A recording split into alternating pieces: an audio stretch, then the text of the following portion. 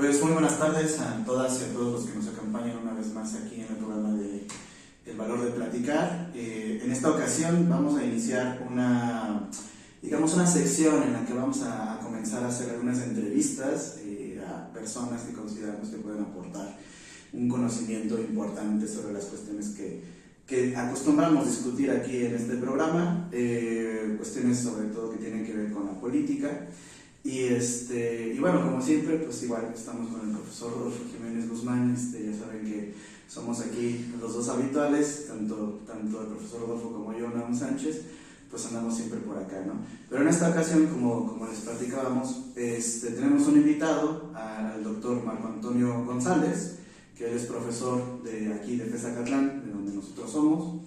Y bueno, nos ha parecido muy buena idea entrevistarlo. Él tiene un libro sobre el neoliberalismo en México, el cual creo que, ya lo estuvimos ahí echando una revisada, y creo que tiene una gran aportación como para que podamos nosotros discutir, no solamente sobre eso, seguramente el doctor tiene muchas más cosas a las que nosotros podamos ahí acudir para escuchar. Pero bueno, me gustaría también dejarle la palabra aquí al profesor Rodolfo Jiménez como para que también nos presente un poco aquí al doctor. Gracias, maestro Naum. Bueno, pues es un gran gusto recibir en este espacio que le hemos llamado, lo comentábamos hace unos minutos, todavía sobre el nombre de nuestro intento de transmisión, el valor de platicar, ¿no?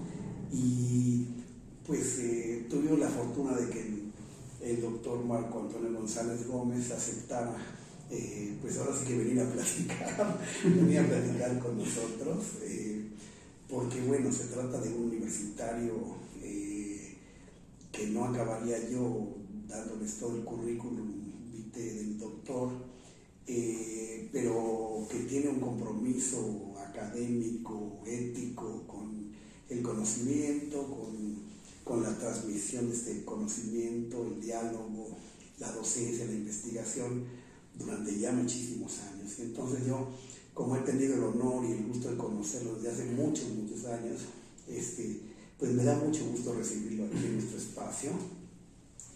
Y bueno, claro, aquí tenemos un material concretísimo, muy importante, creo yo. Este es el libro que queremos un poco comentar el día de hoy.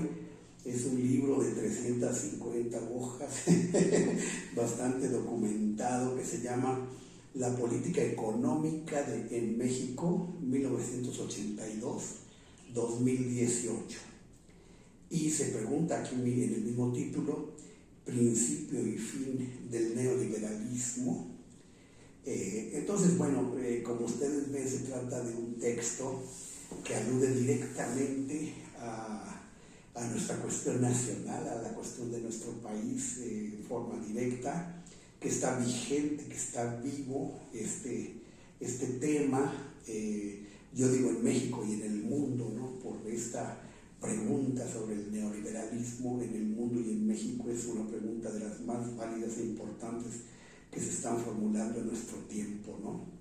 Yo creo que independientemente de nuestra formación en ciencias sociales, en humanidades, en ciencias exactas, en tecnologías, todos creo que hombres y mujeres tenemos como la obligación y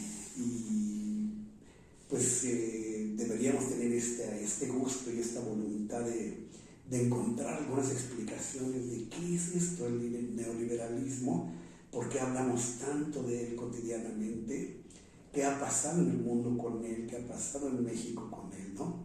Entonces este es el gran tema, yo quiero presentarlo. Desde luego es un libro reciente que llega hasta el 2018, y bueno, ya nos comentará el doctor que seguramente estará preparando el siguiente texto que ya viene con el sexenio de López Obrador, pero llega hasta ese momento. Y bueno, es el libro editado por Ediciones Quinto Sol, ¿no?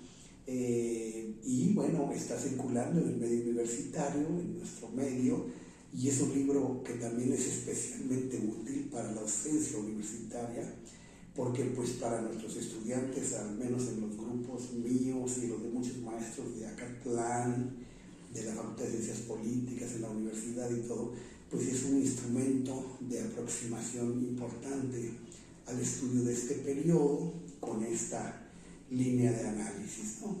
Pero antes del libro y de entrar a algunos aspectos quizás, Marco, más técnicos, no quiero dejar pasar la oportunidad de que nos platiques un poco de tu vida en cuanto a tu formación académica, tu inquietud de muy joven de abocarte, no sé, la sociología, la ciencia política, la economía, las ciencias del desarrollo, en México, en el extranjero, tus estudios en México, tus estudios de posgrado, tengo entendido, en los Estados Unidos de Norteamérica.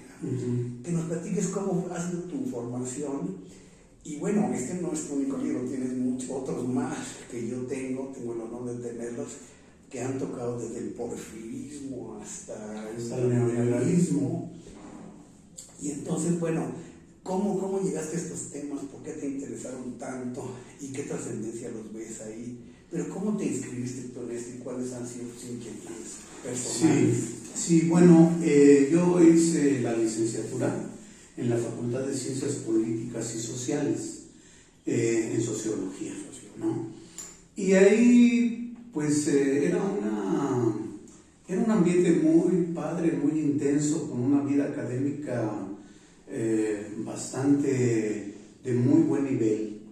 Fue una época en donde había mucha gente del extranjero exiliada en México, pero había profesores muy, muy importantes, muy, muy relevantes con los que yo tuve la oportunidad, porque lo considero así, escuchar a algunos de estos grandes maestros de las ciencias sociales en México. Realmente no toda la gente tuvo esa oportunidad. A mí me dieron clases gente como Carlos Pereira, como Víctor Flores Olea, como Luis Aguilar Villanueva, como Raúl Olmedo, ¿no? Y otros más, muchos, Arnaldo Córdoba, ¿no? El papá de Lorenzo Córdoba, ¿no? Y entonces fue una formación realmente, por decirlo así, privilegiada, ¿sí? Yo siempre tuve la idea desde que estaba estudiando la licenciatura de no pararle allí, ¿no? Sino de hacer una maestría y posteriormente un doctorado. Yo pensaba hacer mi doctorado en Inglaterra, pero pedí una beca al CONACYT y me la dieron. Yo la pedí para maestría.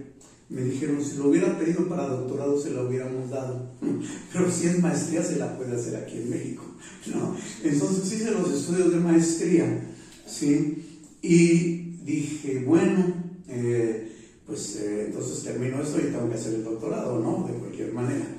Entonces se empezaron a precipitar en el país una serie de sucesos porque se vino una crisis muy fuerte. En Acatlán sacaron una convocatoria por parte de la Embajada Americana para profesores que estuvieran interesados en hacer estudios de posgrado en Estados Unidos, ¿no? Y bueno, vi una oportunidad ahí, me inscribí, tuve que hacer algunos pequeños exámenes, ¿no? Y fui aprobado y me dijeron, pero se viene la crisis, ¿no? Se viene la crisis con López Portillo y viene una crisis de una devaluación tremenda. Y me dicen, ¿sabes qué? Te tienes que ir ya la semana que entra, porque si no, ya no te vas a ir. Ya no se había devaluado tanto el peso que ya era muy difícil, y además me dicen, y ya no vas a poder tomar el curso de inglés, porque se tomaba un curso de inglés de 6 meses que uno pagaba de su propio dinero, pero me dice, ya no te vas a poder ir al curso de inglés, te vas a ir directamente a la universidad. Claro, mi nivel de inglés era bueno, pero bueno, siempre uno dice, sí hay que ambientarse, ¿no? Sí, a una nueva cultura, unas nuevas relaciones, ¿no? Y así, entonces me fui, hice mi doctorado allá, el ambiente también era muy difícil porque yo llegué a una universidad que era la Universidad Estatal de New Jersey, de Nueva Jersey, Rutgers University, y lo que pasa es que me mandaron ahí, también lo seleccionaron ahí en la embajada porque había una corriente fuerte de pensamiento de izquierda, ¿no? De pensamiento de izquierda. Entonces, cuando llego, está todo lo del neoliberalismo que está teniendo ascenso con Ronald Reagan, ¿no? Y empiezan a pegarle también a la gente de izquierda allí, ¿no? Mi asesor, el que me habían dado como mi asesor, que era por ese momento el jefe del posgrado, pues lo golpean fuerte. Yo no lo conocí hasta 6 meses después de que llegué, lo cual no es bueno, ¿no? Porque siempre necesitas un guía que te diga cómo, bla, bla, bla. Oye, ¿no? Marco, Sí. digamos, en estas etapas ya de incorporación, estudios de posgrado en otro país, con otra lengua, Sí. con concepciones teóricas complejas, ¿no? Sí, claro. Y además encontradas, como tú dices. Ajá. Te pregunto, por ejemplo, tú ya de tu licenciatura, tu maestría, tú ya traías un cierto signo de centro izquierda, de izquierda, trosco, maoísta, o no, Mira, te dedicabas toda esta cuestión de la economía, de el desarrollo que se veía como las teorías del desarrollo, yo lo veía como, no solamente como el desarrollo económico, sino como un desarrollo socioeconómico. Y había sido orientado mucho eso. Nosotros formamos parte de un seminario, el Seminario del Capital, ¿no? El Seminario del Capital, con Raúl Olmedo. Sí, que veíamos el Seminario del Capital, pero veíamos otras cosas bien interesantes. Por ejemplo, el libro dice, de... dice, bueno, ¿por qué no me invitaron? No, Muy bonito, Sí. pero es interesante. Sí, ¿no? Se hacen seminarios para el análisis de toda una obra compleja. Sí. El seminario era de Mario Capital de Raúl Olmedo, en sus políticas, era famoso, ¿no? Sí, famoso, muy famoso. Y veíamos también a este libro que lo dábamos en un curso le dedicamos un curso a un libro que es poco conocido de Lenin, que fue su única obra filosófica, que se llama Materialismo y Empiriocriticismo, ¿no? Entonces, porque es una discusión filosófica muy interesante sobre esa cuestión central de la filosofía, que es la relación entre el espíritu y la materia, ¿no? ¿Sí? Entonces, bueno, veíamos eso también, pero veíamos otras cosas, veíamos mucho a Nietzsche, ¿no? Veíamos algo de Freud, ¿no? Bueno, en sesiones no siempre formales, a Raúl Olmedo nosotros lo conocimos de una manera informal, cuando se da una huelga muy fuerte en la universidad.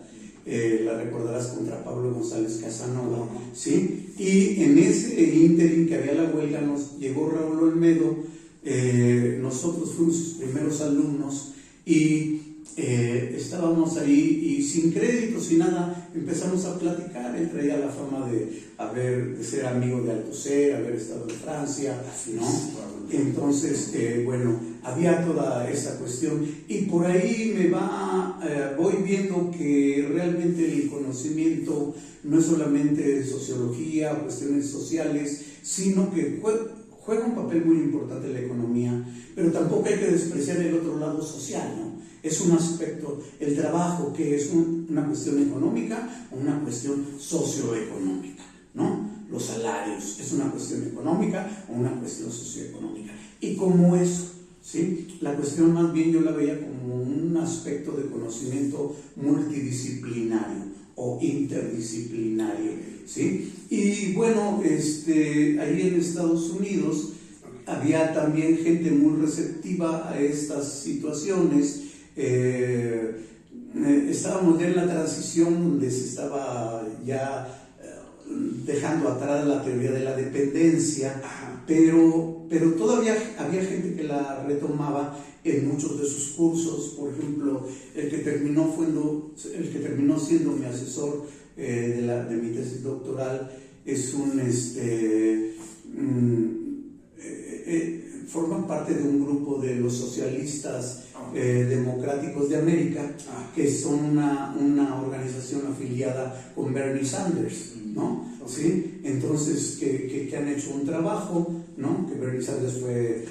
una línea socialdemócrata. Socialdemócrata, más o menos, ¿sí? Social. Y que fue candidato, ¿no? A la Sí, presidencia de sí. Estados Unidos, ¿no? Sí, sí, claro, bueno, y gente así, gente muy interesante. Mi primer asesor era alguien que era muy amigo de André Gunder Frank, ¿no? Sí, pero había también otro tipo de gente muy, muy interesante en términos de teoría sociológica.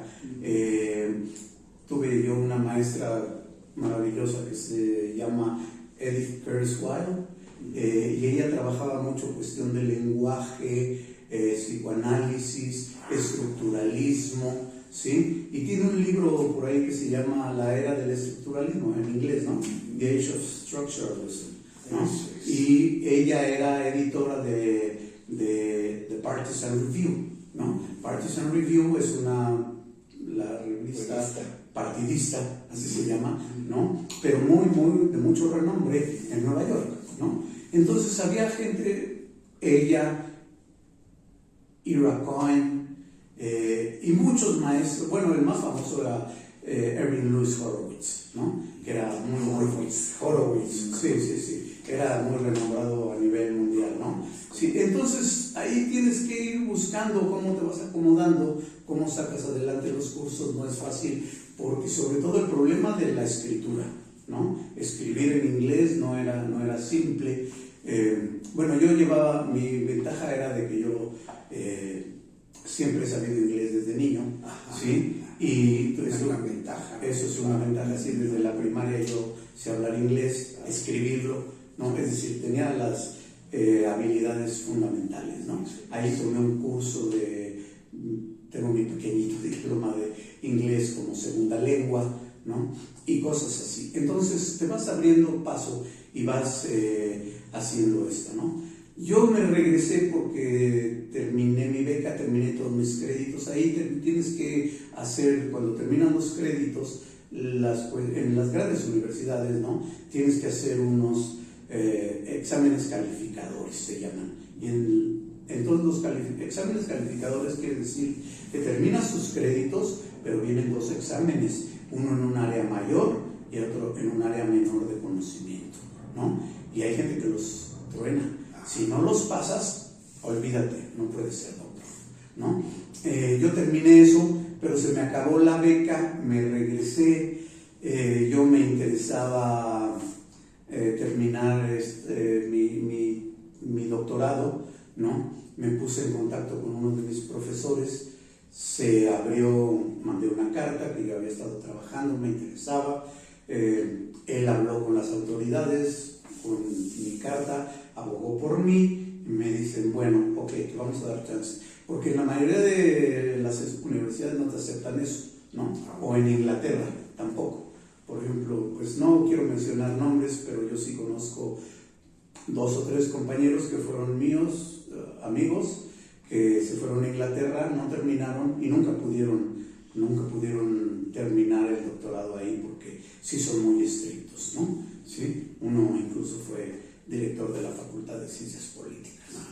¿Sí? ¿No? Entonces, bueno, no es tan simple. Y lo que me dijo la directora de intercambio académico, me dice, mira, el problema es de que el 80% de los mexicanos no terminan en ciencias sociales porque el vocabulario es muy amplio, ¿no? El vocabulario es muy amplio, ¿sí? Yo, por ejemplo, donde yo estaba había muy pocos mexicanos, había 1 o 2, y había uno en matemáticas, sí, pero en matemáticas hacían mucho trabajo con su asesor y todo esto, ¿no? Y la tesis doctoral se llama ya la disertación, es,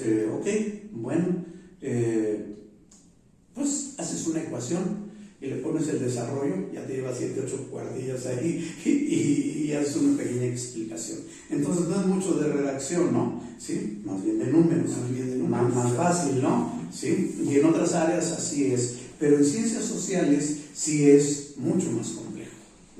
es mucho por el vocabulario, el vocabulario es muy amplio. ¿No? Y la redacción. Entonces, bueno, el caso, pero terminé y bueno, me terminé graduándome en mi doctorado. Sí, doctorado. Bueno, aquí quiero meter un poquito también de ruido, porque por ejemplo, nuestros jóvenes egresados como Naúl, que tiene una licenciatura muy brillante aquí en la FES Acatlán de la UNAM, y que aprovechó esta parte internacional, ¿no? que sé que a ti siempre te ha interesado, ¿no? Yo recuerdo, Marco, que en alguna época tú me invitaste al Anuario de Relaciones Internacionales. Al Anuario Mexicano de Relaciones Lo menciono Internacionales. porque el maestro Marco, el doctor, siempre también toda la dimensión internacional la tiene muy presente y ha estado en contacto con los internacionalistas más importantes de México, ¿no? Y bueno, esto lo digo también porque el maestro Naúl, desde muy joven, desde la licenciatura, aprovechó el intercambio académico que tiene la universidad con otras universidades para cursar un semestre de la licenciatura en España. Entonces fue España una gran experiencia. Allí creo que se inspiró también mucho para su tesis de movimientos sociales comparados en España y México. Qué interesante. Y luego su maestría y doctorado también, bueno, su maestría que ya la culminó en la Facultad de Ciencias Políticas, le interesaba el sistema político norteamericano, las elecciones de Trump y bueno, aspectos de este tipo. Y ahorita, bueno, ya está en el doctorado, cursándolo aquí en la Universidad Nacional, ¿no? Y por ejemplo, tú con tu experiencia, y también le pregunto al maestro Naúl que nos diga, porque yo quiero interrogarlos a ustedes. Sesión de psicoanálisis. Sí, ¿no? A ver, estamos aquí en el diván. ¿Qué hay de que estos posgrados le miden a uno más que, pues ahora sí que más que una capacidad de análisis, de profundidad, etcétera? Va a sonar muy fuerte, pero que le miden a uno su capacidad de adaptación a cierto sistema educativo, por ejemplo, ¿no? A normas que están establecidas en una universidad en otra, y que uno tiene que respetar esas normas y atenerse a los lenguajes, a los estilos, a las formas de escribir, de razonar. Y a las condiciones materiales de existencia, a la comida, a todo esto. Eso es lo más difícil, ¿eh? ¿Cómo lo ven ustedes? A ver, yo, bueno, al menos en mi experiencia personal, en este caso, bueno, ahora que el doctor está platicando su experiencia en Estados Unidos y la coyuntura política que le tocó vivir y todo eso, creo que uno va entendiendo, ¿no? Digamos, también el camino académico que uno va tomando, ¿no? A partir de esas experiencias contextuales, pues explican mucho las preguntas que nos vamos realizando y que vamos investigando, ¿no? Entonces, al menos en mi experiencia, que me tocó irme a España en 2014, me tocó precisamente esta, digamos, una especie de crisis política de los partidos en España, ¿no? Y económica, ¿no? Y económica, que venía de 2008 precisamente, ¿no?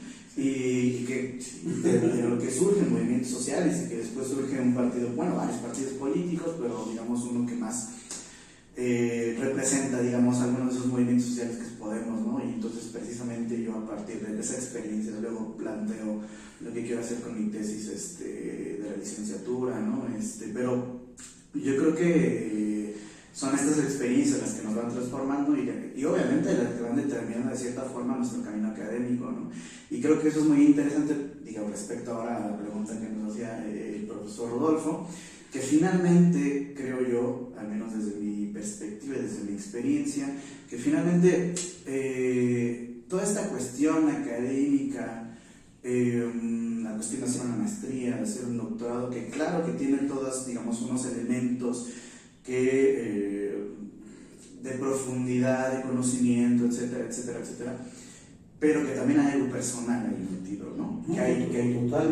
Totalmente hay un aspecto personal y que no podemos dejar de lado y que finalmente a nuestras investigaciones, que podrían parecer como muy neutrales, objetivas, que todo eso finalmente reflejan una situación personal en algún punto. Y a mí ahora que estaba comentando toda esta experiencia suya, pues también lo relacioné justamente con el libro, ¿no? Porque usted hace todo este recorrido histórico, ¿no? De digamos, cómo ha sido el camino socioeconómico de México desde la independencia hasta... Bueno, desde el porfirismo un desde poco. El porfirismo. Hay una parte histórica, el primer capítulo es un capítulo histórico del porfirismo a la industrialización. Y luego ya retomo esa parte del neoliberalismo propiamente, ¿no? Ese es el punto central del libro, ¿no? El neoliberalismo. A partir del segundo capítulo se toma el neoliberalismo. Pero lo que yo sí quería, así, que debe de haber sido muy difícil para ti, porque es muy difícil para los extranjeros llegar a un país y adaptarte, pero sobrevivir, ¿no? Porque sufres, grueso. Porque no tienes una red de amigos, porque no tienes familia, porque es difícil, la gente no sabe qué onda contigo, no son muy abiertos. Bueno, en el caso de Norteamérica, de Estados Unidos, la gente no es muy abierta. Además, por el sistema de ahí, no estás en un lugar donde la gente tenga su casa allí. La gente vive en la universidad, vienen de las regiones diversas a vivir en la universidad y los fines de semana se van, ¿no? La mayoría. Entonces tienes pocos contactos, es decir, la soledad es fuerte, ¿no? Y hay que, ahora sí que como dicen por ahí, hacer de tripas corazón y aguantar. ¿No? Sí, totalmente. Porque no sé si eso fue el caso así, no sé cómo sea en ese sentido la sociedad española, pero supongo los protocolos sociales en las sociedades europeas como en Estados Unidos son muy diferentes a los de aquí, ¿no? La gente es más cerrada, más reservada, etcétera, ¿no? Y sí es difícil sobrellevar todo eso, ¿no? Sí, muy difícil. Y yo lo pregunto con mucho interés porque pues algunos de nuestros escuchas o de quienes nos hacen, pues son tan generosos de vernos o de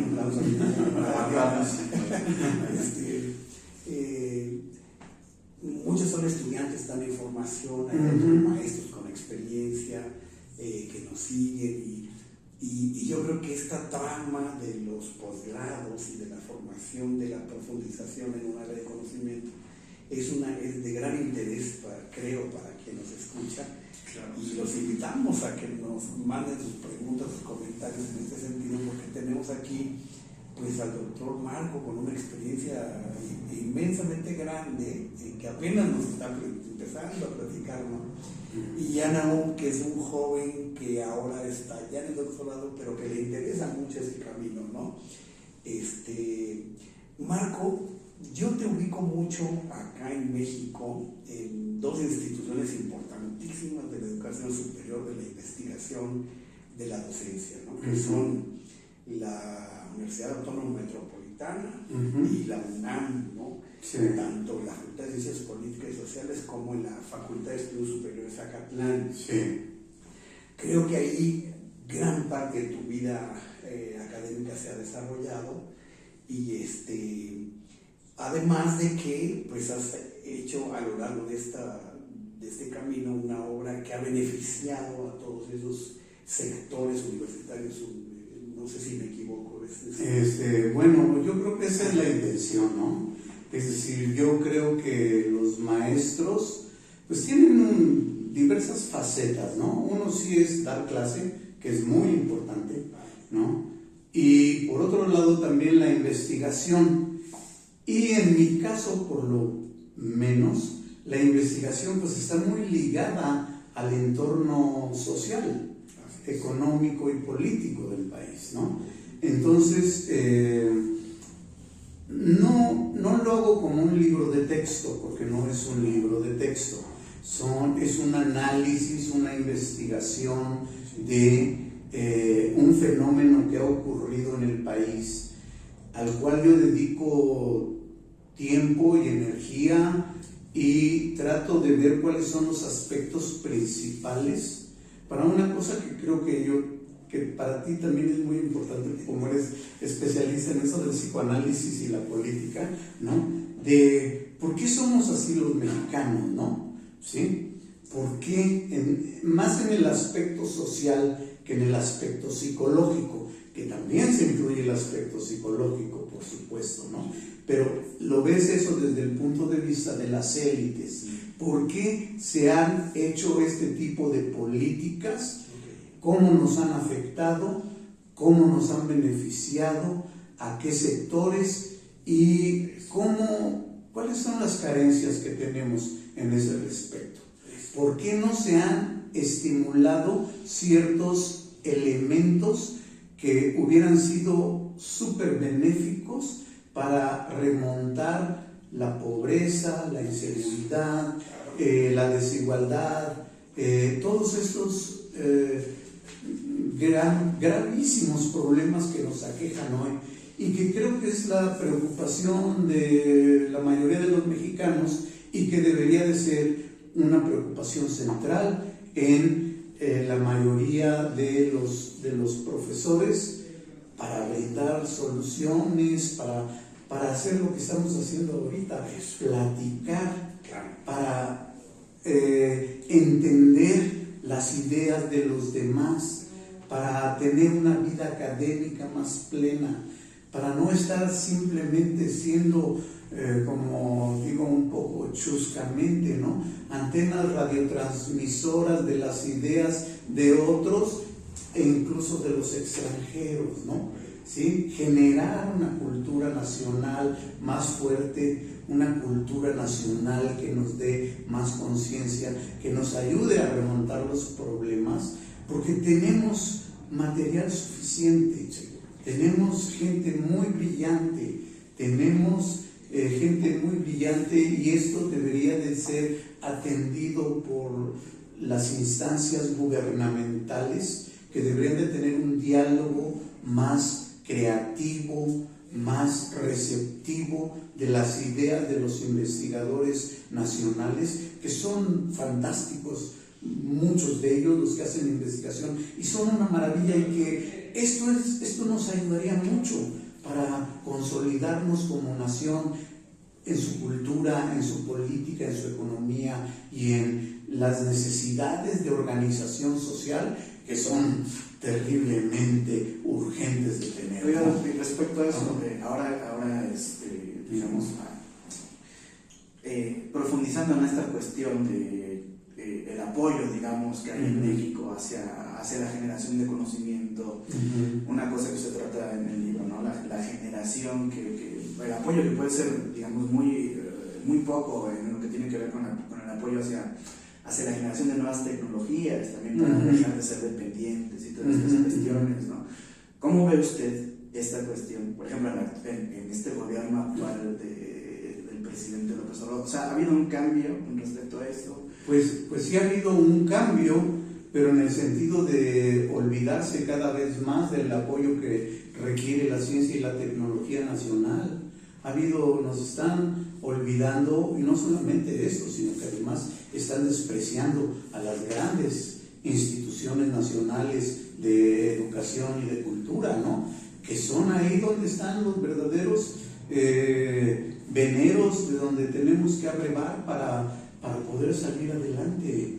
¿Sí? No podemos hacer esto como el ataque al CIDE. Por ejemplo, yo leo en la mañana una noticia de que el actual director del CIDE, pues ya buscándole, ¿no?, encontraron que plagia un artículo, ¿no? El director del CIDE.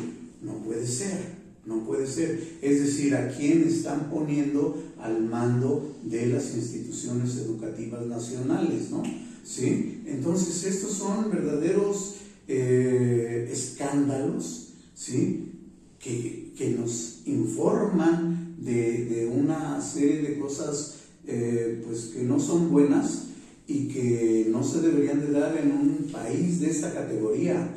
México es un país con enormes recursos y que podemos incentivar lo que el gobierno en su discurso propone de menos desigualdad, primero los pobres y bla, bla, bla, pero impulsando también la cuestión educativa. Desde que yo era estudiante había una enorme reticencia a que, por ejemplo, las universidades, esa triangulación que yo he pensado que puede ser un círculo virtuoso entre las empresas, la universidad y el gobierno, que se hagan planes de desarrollo X, ¿no? De construcción de vivienda, de construcción de puentes, de formación educativa de ciertos aspectos muy específicos a los sectores populares nacionales, ¿no? Es decir, ahí hay una fuente muy rica que no hemos sabido explotar por muchas reticencias. No, que cómo va a recibir la universidad dinero de las empresas. Pues por favor, nada más que se haga con transparencia y que los recursos que tengan, se sepan a dónde van y que se vea lo que está pasando, y no debe de haber problema. Eso sucede en todos los países del mundo avanzado, ¿sí? En todas las grandes universidades las empresas dan dinero y sí les toca un poco a los profesores y otra parte mayor a las instituciones, y de ahí sacan recursos para hacer otras cosas, ¿no? Es decir, no hemos sabido hacer esto, y lo que tú me dices de la tecnología es una de las cosas. Para mí la tecnología sigue siendo el talón de Aquiles de la sociedad mexicana. Es decir, viene el COVID y somos una sociedad muy grande con enormes instituciones de salud y no podemos hacer una vacuna. No tenemos una vacuna. Sí. Por favor, ¿de qué estamos hablando? Y lo peor es de que no estamos haciendo el esfuerzo adecuado para tener un escudo contra las futuras pandemias que van a venir. Se sabe. Ahora, Marco, sí. Entonces, perdón, nada más. El problema, pues, de la tecnología, y lo que específicamente es de producir máquinas que produzcan máquinas, que tienen una tecnología avanzada, esto es vital, y sin eso jamás la vamos a hacer. Eso es, sí, ese es el problema, ¿no? Fíjate que estaba yo repasando algunas notas de tu libro y encuentro, digamos así, muy grosso modo, ¿no? Yo lo recomiendo que hay que leerlo de principio a fin, capítulo por capítulo, porque además está nutrido de miles de cosas, tanto de psicología social como de economía política, como de sociología, en fin. Y además un aparato crítico impresionante, con una cantidad de cuadros estadísticos elaborados por el propio autor y reconstruidos, ¿no? Con muchas fuentes de información. Pero digamos, en este esfuerzo un poco de comentario, yo veo que tú haces una crítica profundísima al neoliberalismo, a esta etapa, ¿no? A esta etapa del 82 al 18, ¿no? Y dentro de esa crítica creo que hay 4 columnas vertebrales que tú mencionas, digamos, de muchas formas. Claro. Una que te preocupa mucho, y a mí también, es la persistencia de la desigualdad, ¿no? Es decir, de qué manera realmente el neoliberalismo es un fracaso brutal en materia de distribución de bienes, servicios, riqueza, ingreso a la población, una desigualdad brutal. Ese es un punto importante. Tú como sociólogo ahí te veo recogiendo tus orígenes de formación sociológica, ¿no? Sí. Bueno, un segundo aspecto que podría derivarse de esto o a enlazarse complejamente, pues es la brutal incidencia y aumento de la violencia social, con el narcotráfico, con la ingobernabilidad que tú mencionas, con la impunidad reiterada, ¿no? Esta parte tremenda, ¿no? Y que esto no empezó ayer con López Obrador, esto viene estructuralmente y del neoliberalismo muy importante, ¿no? En tercer lugar, creo que hay algo muy interesante que mencionas, me gustó mucho, a nivel ideológico, dice Marco, a nivel ideológico se fomentan como líneas nihilistas del nihilismo, como la negación, como la decepción, ¿no? El pesimismo, ¿no? La desesperanza. La desesperanza, ¿no? Que sucede en este periodo. Sí, que es muy tanático, ¿no? Es muy tanático. Y además, subjetivamente, la gente siente así, es como un malestar de la cultura, diría Freud, un malestar, ¿no? Y luego, bueno, unas conductas que se traducen en estas actitudes, estas visiones, conductas ya directamente relacionadas con el consumismo, claro. Es decir, me meto esta sustancia y la otra y me compro este celular y me compro el otro, porque si no mi vida no tiene sentido. Entonces esos temas que aparecen de psicoanálisis o psicología social están tocados aquí, ¿no? El hedonismo, ¿no? Que dices que es muy lejano al hedonismo clásico, ¿no? Claro. De los hedonistas clásicos que si veían el sentido de la vida en el placer, sin embargo hablaban de la ataraxia, de un equilibrio, ¿no? Y decían los griegos que sí, el placer era fundamental para la felicidad, pero siempre y cuando no lesionara tu cuerpo, no lesionara tu economía, no lesionara tu familia, ¿no? Esos eran los hedonistas clásicos. Claro. Los hedonistas de ahorita, del neoliberalismo, acaba con todo porque se acaba. Entonces estas 4 columnas, Mario, yo las veo que son contundentes en tu libro y se queda uno, no porque tú pienses que lo anterior fue maravilloso, porque también esa es una crítica, que la desigualdad es persistente. Sin embargo, el peso a la crítica al liberalismo de este periodo es fundamental y no se salva el proyecto, Marco, según lo que veo, de acuerdo a tu perspectiva, ¿no? Está cada vez peor, ¿no? Y que además alguien que llega a la presidencia con un proyecto de crítica del liberalismo, en muchos sentidos no tiene más que repetir un poco los criterios del liberalismo. Por supuesto. Ese es un poco la idea. Y por ejemplo, hay en el último capítulo, en el 7º, hago un recuento de las variables económicas, macroeconómicas que les llaman, ¿no? El tipo de cambio, crecimiento económico, inflación, déficit de las finanzas públicas, ¿no? Y te das cuenta de que la línea de López Obrador es mantener eso mismo porque no tiene de otra, ¿no? No tiene de otra, ¿no? Y en ese sentido, bueno, pero él hace una cosa que no se atrevió a hacer nadie más: despedir a una gran cantidad de burócratas gubernamentales, ¿no? Eso no lo hizo nadie, ni Peña Nieto se atrevió a hacer una medida de tal naturaleza, ¿no? Entonces, este proyecto neoliberal, bueno, pues a nivel mundial, ¿no? Está desplegado a nivel mundial. No es un problema mexicano exclusivamente, ¿no? Esto sí es algo muy importante que tendríamos que ver y que uno de los elementos principales a través de los cuales yo lo veo, y lo voy retomando en diversos capítulos, eso me gusta mucho, y porque siempre es una fuente de donde salen muchos aspectos de diversas vertientes de este concepto que es el Producto Interno Bruto, ¿no? Sí, el Producto Interno Bruto. ¿Y qué es lo que está pasando con el Producto Interno Bruto mundial? Es decir, lo que ha generado es una mayor desigualdad. Ha ido decreciendo, Ha ido decreciendo.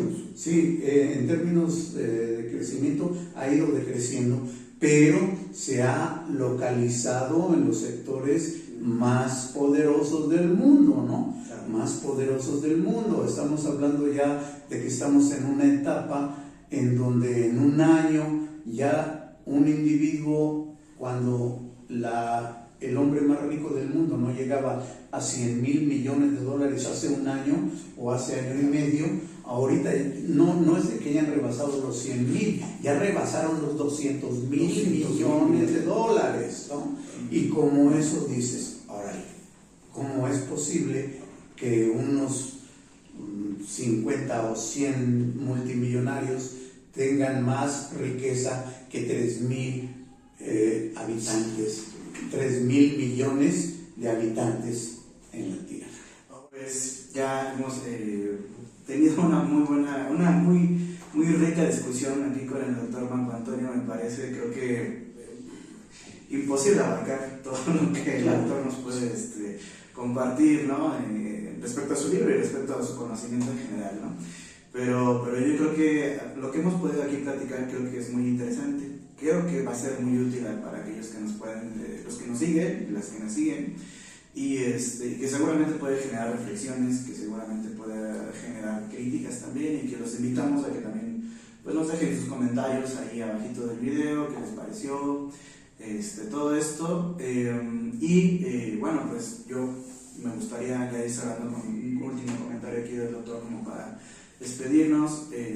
Bueno, pues adelante, doctor.